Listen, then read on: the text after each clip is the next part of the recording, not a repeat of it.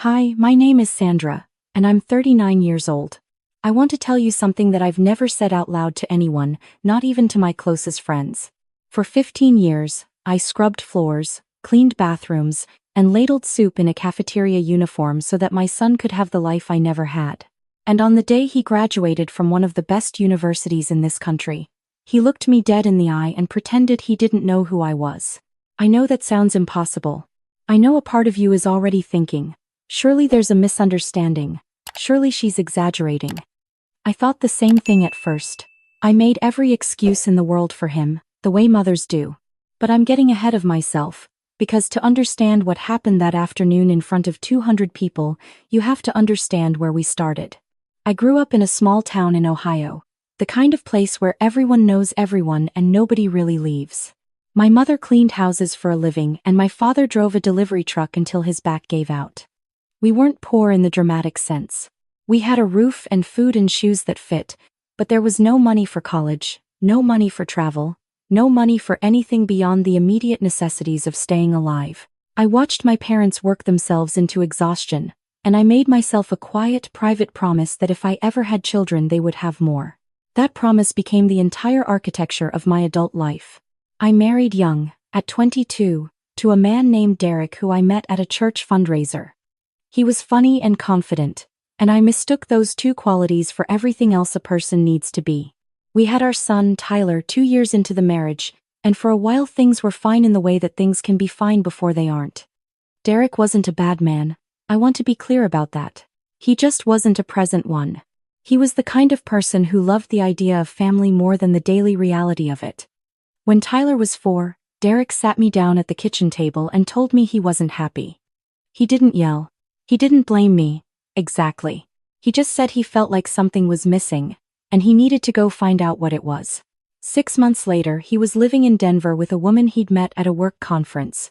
So there I was at 28 with a 4-year-old, a half-empty apartment, and a part-time job at a fabric store that paid barely above minimum wage. I will not pretend that the years that followed were anything other than hard. I took every shift I could get. I babysat neighbors' kids on my days off. I sold things we didn't need on eBay at 2 in the morning after Tyler was asleep. Derek sent money when he remembered to, which was not as often as the court order required, and chasing him down for it cost more in emotional energy than the checks were sometimes worth. But Tyler was bright. From the very beginning he was just lit up from the inside with curiosity and hunger for learning. His kindergarten teacher told me he was reading at a 2nd grade level. His 3rd grade teacher said she'd never seen a student ask so many questions. I poured everything I had into feeding that. Library cards. Free museum days on Sunday mornings. Staying up late helping him with projects about volcanoes and the American Revolution and the migration patterns of monarch butterflies. Whatever he needed to learn, we found a way to learn it together.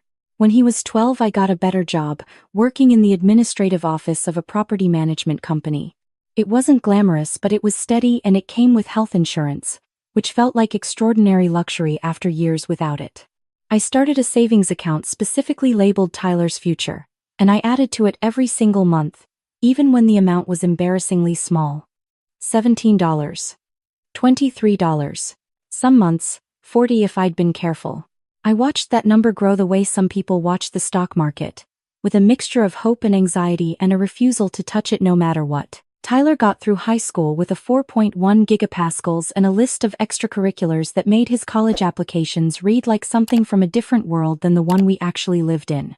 When he got the acceptance letter from Vanderbilt University in Nashville, I sat on the bathroom floor and cried for 20 minutes. Not sad crying. The other kind. The kind that has nowhere else to go because joy that size doesn't fit inside a regular human body. The savings account I'd built over 12 years covered his first year's tuition with a little to spare. For year 2 I took out a loan I knew would take me a decade to pay back. For year 3, I applied for a position as a facilities worker on Vanderbilt's campus. The pay was modest, but it came with a tuition benefit for dependents. I relocated from Ohio to Nashville, left behind the only city I'd ever lived in, and moved into a small apartment 20 minutes from campus so I could be close to Tyler and stretch every dollar as far as it would go. I want to be honest about this part, because I think honesty is the only point of telling this story at all. Taking that job was not a sacrifice I made reluctantly. I was proud to do it. I pushed a mop down those hallways and I thought about Tyler in his dorm room reading his textbooks, and I felt something close to peace. The other workers were good people, hardworking and funny and kind in the way that people are when they've learned that kindness is the one thing that doesn't cost you anything extra. My supervisor, a woman named Gloria who had been at the university for 22 years, became one of my closest friends. We ate lunch together every day in the break room and she told me about her own kids and I told her about Tyler, and I was genuinely happy in a way that surprised me. Tyler came to see my apartment a few times that first semester. He seemed a little uncomfortable, which I understood. Being 18 and having your mother suddenly appear in the same zip code is a particular kind of social complication. I gave him space. I didn't show up at his dorm uninvited. I didn't try to eat meals with him in the dining hall where his friends might see. When he called, I answered. When he didn't call, I waited. By his sophomore year, the calls were less frequent. I told myself this was normal. Boys that age are busy becoming men. They're finding their people, their identities, the versions of themselves that have nothing to do with their parents. I told myself all of this and I believed it because I needed to. The distance that grew between us that year felt gradual and then suddenly enormous, the way debt can feel manageable until the moment it isn't. He stopped mentioning me to his friends, which I discovered not from him but from a comment on a social media post someone tagged him in. A friend of his had written something about parents visiting campus and Tyler had replied that his family was back in Ohio. I stared at that sentence on my phone screen for a long time. I was 15 minutes away. I worked in the building where he had his Monday morning lecture. I told myself I must have misread it. I told myself he probably just meant his extended family. His junior year, he started dating a girl named Courtney, whose parents were from a very comfortable suburb of Atlanta. Her father was a cardiologist. Her mother sat on the board of a nonprofit and wore the kind of casual clothing that is somehow more expensive than formal clothing. I know all of this because Tyler told me about them in the careful, slightly rehearsed way that people speak when they're trying to control what information lands and how. He mentioned Courtney often. He mentioned her family often. He never once suggested that I might meet them. I brought it up gently one Sunday afternoon when he came by my apartment to pick up some books he'd left. I said I'd love to meet Courtney sometime. Maybe the four of us could get dinner somewhere easy and low-key. He nodded and said, yeah, definitely, sometime, in that tone that means never, that tone I recognized from years of him, asking me to buy him things we couldn't afford and me saying we'll see. I bought a new dress anyway. I kept it in my closet for 5 months. The moment everything shifted, the moment I stopped being able to explain things away, happened in the spring of his senior year. Tyler had been accepted into a graduate program at Duke, which was extraordinary news, and Courtney's parents were throwing a small celebratory dinner at a restaurant in Nashville to mark both accomplishments, because Courtney had also been accepted somewhere impressive. Tyler texted me about it, not to invite me, to explain why he couldn't see me that weekend. I had already purchased a bottle of champagne to celebrate with him at my apartment. I'd bought a nice grocery store cake with congratulations written on it in blue frosting. I'd cleaned my whole apartment even though he barely looked at anything when he came over. I went anyway. I know how that sounds. I'm not asking you to say I handled it correctly. I went because he was my son and he had just gotten into Duke and I had been scrubbing floors and living 20 minutes away for 3 years and I needed to see him celebrate something that size. I sat at the bar and I ordered a glass of water, and I watched through the arch that separated the bar from the dining area. I saw him before he saw me. He was wearing a blazer I didn't recognize, probably a gift from Courtney or her parents, and he was laughing at something the man across from him had said. He looked completely comfortable, completely at ease, the way people look when they belong somewhere. And I was glad. I genuinely was, because that ease was what I had worked for. That ease was the entire point. Then Courtney's mother looked toward the bar for some reason and her eyes passed over me and I smiled in the reflex way that I smile at strangers. And Tyler followed her gaze. And for one single second our eyes met. He looked away. Not with embarrassment, not with guilt, not with the complicated expression of someone caught in an uncomfortable situation. He looked away the way you look away from someone who is simply not relevant to you. He turned back to the conversation and did not look at the bar again for the rest of the evening. I sat there for another few minutes because I needed my body to catch up with what my mind had just understood. Then I left $12 on the bar for the water I hadn't finished, and I walked to my car and drove home and sat in my parking lot for a very long time. He texted me the next morning. A photo of the champagne he and Courtney had ordered at the restaurant, with a caption that said, "Amazing night, wish you could have been there." I read that text probably 40 times over the following week, trying to find something in it that wasn't what it appeared to be. There was nothing there. There was only a boy who had looked at his mother through an archway and decided that she did not fit into the picture he was building of his life. I went to his graduation because he told me to come, or rather, he sent me a ticket, which is not exactly the same thing but close enough. He had been allocated 4 tickets and he gave one to Derek, one to Derek's wife, one to Courtney, and one to me. I sat 3 rows behind Derek and his wife, and I watched my son walk across the stage, and I applauded until my hands hurt. Afterward there was a reception on the lawn and I found Tyler in the crowd. He hugged me, quickly, the way you hug an acquaintance you're happy to see but have nothing in particular to say to. He introduced me to Courtney's parents and I watched him do it. I watched his face while he said the words. And what he said was, "This is Sandra, she works here on campus." Not, "This is my mom." Not, "This is the woman who moved across 3 states to be near me." "This is Sandra. She works here on campus."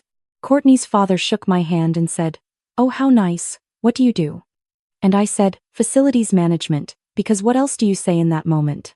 And he nodded the nod of a person who has already moved on, and the conversation shifted, and I stood there in my new dress holding a plastic cup of lemonade while my son smiled for photographs with his girlfriend's family 20 feet away. I drove home and I took the dress off and I put it in a garbage bag and I sat on my couch for a long time. Eventually, I called Gloria, because she was the person I called when I didn't know what else to do. I told her everything. She listened without interrupting, which was the kindest thing anyone had done for me in a long time. When I finished, she was quiet for a moment, and then she said, "Sandra, you need to decide something. You need to decide what you are going to accept and what you are not." I thought about that for months. Tyler moved to Durham for his graduate program and we spoke infrequently, brief texts and occasional 5-minute phone calls that felt like performances of closeness rather than the real thing. He never mentioned what had happened at the reception. I never brought it up, because somewhere in me I was still protecting him from the consequences of who he had become. Mothers do this. We build scaffolding around our children's worst impulses because we cannot bear to watch the structure fall. The thing that finally brought it down was a phone call I received on a Tuesday evening in November, 2 years after his graduation. He called me from Durham and he sounded warm and familiar in a way that I recognized as wanting something. He told me he and Courtney were getting married in April. He said the wedding would be in Atlanta, at Courtney's parents' country club. He said he would really love for me to be there. I said of course. I started to ask about the date so I could request time off work. And then he said, "There's one thing I wanted to talk to you about first." He said Courtney's parents were fairly traditional. He said they placed a lot of importance on family background and presentation. He said he'd told them that his family was from a small town in Ohio and that his mother had passed away several years ago. I did not say anything for a long time. I heard him breathing. I heard the air conditioning in his apartment. I heard the careful, prepared quality of his silence, which was the silence of someone who has rehearsed this conversation and knows what they want the outcome to be. He said he knew it was a lot to ask. He said he hoped I could understand his position. He said Courtney's parents had certain expectations and he didn't want anything to jeopardize the marriage. He said he loved me and this was just about presentation, just about getting through the wedding without complications, and that afterward everything would go back to normal. He said he would make it up to me. He asked me to be invisible at his wedding. He had already told his future in-laws that I was dead. I said I would call him back. I did not call him back that night. I walked around my apartment for a while and then I sat at my kitchen table and I thought about every floor I had ever mopped in that university. I thought about the 12-hour overnight shifts when I was 31 and Tyler was in high school and I was working 2 jobs simultaneously and eating cereal for dinner because buying actual groceries required money I didn't have. I thought about the savings account, and the loan, and the dress I'd put in a garbage bag. I thought about the way his eyes had moved away from mine through the archway at that restaurant. I thought about my mother, who had cleaned other people's houses her whole life and who had always told me that dignity was the one thing nobody could take from you unless you handed it to them.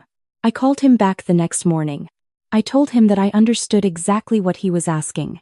I told him I had spent 15 years making sacrifices so that he could live without the kind of limitations I grew up with. I told him I had moved to a new city and taken a job that required me to clean other people's messes so that his tuition would be covered, and that I had done all of it without asking for anything in return except the ordinary expectation that my son would know I existed. I told him that I would not be attending his wedding. Not because he had asked me to be invisible, but because I was choosing, for the first time in a very long time, to be visible to myself. He told me I was being dramatic. He said it was just one day, one event, and that I was making it about me. He said I was ruining the happiest time of his life. He said if I really loved him I would understand. I told him that I did love him, deeply and without condition. And I told him that love was not the same as erasure. And I told him that I was done confusing the two. He hung up. I washed my breakfast dishes. I went to work. Gloria retired that spring, and before she left she introduced me to a woman named Patricia who ran a small residential cleaning company that served most of the faculty neighborhoods around the university. Patricia was in her late 60s and had no children and had been quietly building her business for 25 years with a client list of 83 households and a reputation that was worth more than any advertising. She told me she'd been watching me work for 3 years and she thought I had the organizational mind and the people skills to run the business when she was ready to step back. She offered to bring me in as a partner with a path to full ownership. I want to tell you that I hesitated or that I was cautious or that I consulted someone wise before I said yes. I didn't do any of those things. I looked at Patricia, and I said yes immediately, the way you say yes to things that have been waiting for you longer than you realized. The next 2 years were the hardest working years of my life, which is saying something. I was managing schedules and clients and hiring and supply ordering while still working my campus job during the transition. I barely slept.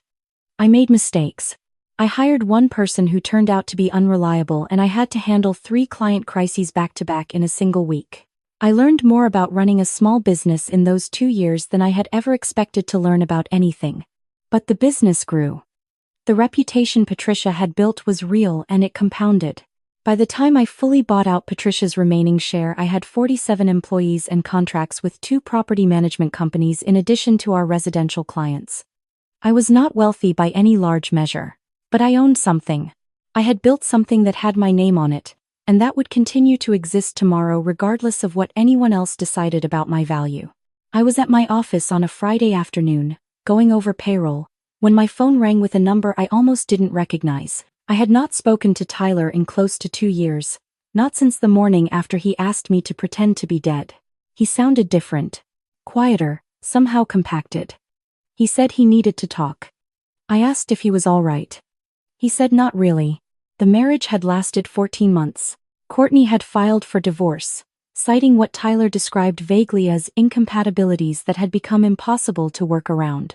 He was still in Durham, but he had lost the fellowship that had been funding his final year of the PhD program due to what he called a misunderstanding with his advisor, which I understood to mean something had gone wrong in a way that was at least partly his fault.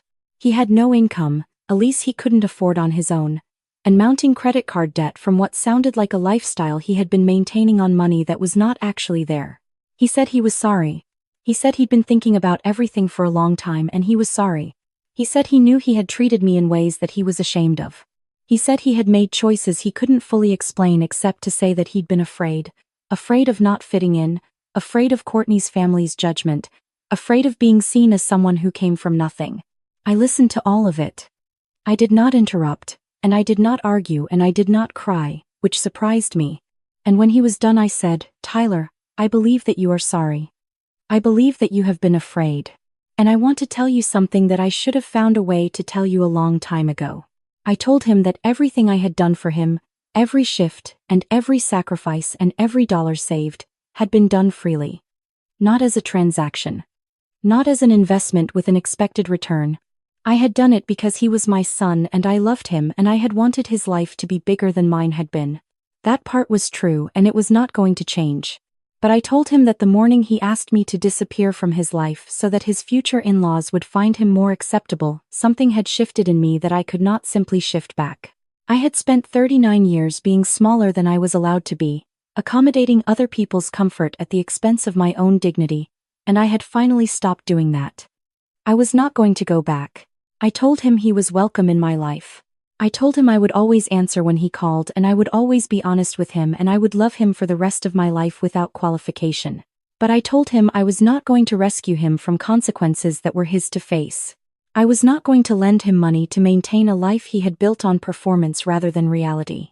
And I was not going to pretend that what had happened between us had not happened, because pretending was how we had gotten here in the first place. He was quiet for a long time. Then he said, "I didn't know you had a business." I said, "There are a lot of things about me you don't know because you decided a long time ago that I wasn't worth knowing." He said, "I'm sorry, Mom." It was the first time in years he had called me that without it sounding like a formality. I said, "I know." And I meant it. I knew he was sorry in the incomplete, still developing way that people are sorry when the consequences of their choices have finally arrived and the regret is real, but the understanding is still catching up. That kind of sorry is not nothing. It is just not the same as the change that has to come after it. I told him to take care of himself. I told him that if he wanted to rebuild something real between us, it would require honesty and patience and a willingness to start from the beginning, not from some edited version of events but from what had actually happened. I told him I was open to that, genuinely open to it, if he was willing to do the work. I told him that I had spent 15 years teaching him by example that love was supposed to look like self-erasure. I told him that was the one thing I had gotten wrong, and I was sorry for it, because he had learned the lesson too well. He had learned to erase people who were inconvenient. He had learned it from watching me erase myself, over and over again, in the name of love. I told him that neither of us had to keep living that way. I hung up and I sat in my office with the payroll spreadsheet open on my screen and the late afternoon light coming through the window, and I felt something I hadn't felt in a long time. Not happy, exactly. Not relieved. Something quieter than either of those things. Something that felt like arriving somewhere after a very long trip, stepping out of the car and putting your feet on solid ground and understanding for the first time that you have actually been moving this whole time, that all of it was motion, even the parts that felt like standing still. I closed the spreadsheet. I turned off the office light. I drove home on roads I had learned over years of living here, this city I had come to as a stranger and had stayed in as something else entirely. I thought about my mother in Ohio, cleaning other people's houses until her hands hurt. I thought about the promise I had made to myself when I was young. I thought about the ways I had kept it and the ways I had bent it out of shape without meaning to. I thought that maybe keeping a promise to yourself is not a single action. It is something you have to choose again and again, each time the world makes it easier to let it go. I was 39 years old and I was a business owner and I was a mother and I was someone who had loved deeply and been hurt badly and had found, somewhere on the far side of all of it, that she was still standing. That felt like enough. For now, it felt like enough.